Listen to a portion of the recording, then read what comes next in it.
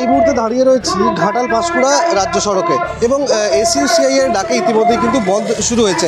জাহির আব্বাস নামে এক facility manager বিগত দিনেও সেইভাবে অত্যাচার নামে এসেছিল। এই ঘটনার প্রতিবাদে এবং গোটা পাঁশকুড়া ব্লকে গত 18ই মে থেকে 14ই সেপ্টেম্বর পর্যন্ত পরপর 4টি ঘটনা ছাত্র ছাত্রী এবং স্বাস্থ্যকর্মীর পর যে থ্রেট কালচার, মানসিক অত্যাচার, এই সমস্ত ঘটনার প্রতিবাদে এই ব্লক জুড়ে ধর্মঘটের ডাক দেওয়া হয়েছিল এবং সারা জেলা জুড়ে প্রতিবাদ দিবসের ডাক দেওয়া হয়েছে। আজকে আমরা এখানে পাঁশকুড়াতে সমস্ত জায়গায়, বিশেষ করে পাঁশকুড়া বাস স্ট্যান্ডে আমরা আজকে অবরোধ করেছি। আমরা পুরনো পাঁশকুড়া বাজারে সেখানেও আমাদের বিক্ষোভ চলছে।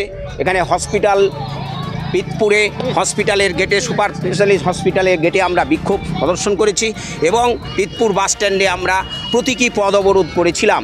আমরা মনে করি মানুষ যেভাবে এই ধর্মঘটকে সফল করেছেন, সমর্থন জানিয়েছেন, আমরা জনগণকে অভিনন্দন জানাই। আমরা পাশাপাশি এও দাবি করেছি, শুধু অভিনন্দন নয়, জনগণকে এগিয়ে আসতে হবে, গণ আন্দোলনে সামিল হতে হবে। আজকে কেন্দ্র সরকারের মদতপুষ্ট যে সমস্ত সমাজ বিরোধীরা বিভিন্ন রাজ্যে রাজ্যে, জেলায় জেলায় যে একের পর এক ধর্ষণ কাণ্ড ঘটছে এবং তার বিচার মানুষ পায়নি। নারীরা আজকে কাজে যেতে পারছে না। নারীদের উপর আজকে যে অত্যাচার, নারী নিরাপত্তার দাবি আমরা তুলেছি। নারীদের নিরাপত্তা দিতে হবে সরকারকেই, প্রশাসনকে, এবং পাশাপাশি আজকে থ্রেট কালচারের মধ্য দিয়ে আমরা দেখলাম যেমন করে আর্চিকরের ঘটনা, যেমন করে কসবা ল কলেজের ঘটনা, আজও কিন্তু মানুষ বিচার পায়নি।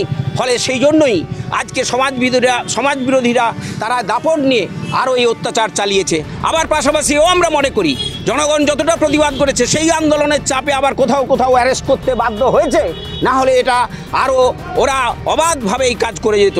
ফলে আমরা মনে করি এর বিরুদ্ধে আগামী দিনে জোরদার আন্দোলন, বৃহত্তর আন্দোলন গড়ে উঠবে এবং সেই আহ্বান জানিয়ে আজকে আমাদের ধর্মঘটের কাজ এখনও চলছে। আমার ক্যামেরা পার্সন দেখাচ্ছে সেই ছবি।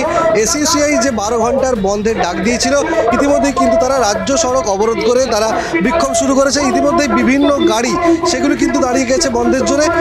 তাদের যে দাবি যে জাহির আব্বাস এই পাঁশকুড়া ধর্ষণকাণ্ডে মূল অভিযুক্ত, তাদের গ্রেপ্তারের দাবিতেই কিন্তু এই বন্ধ চলছে, এমনটাই কিন্তু এসইউসিআই এর তরফে জানানো হয়েছে।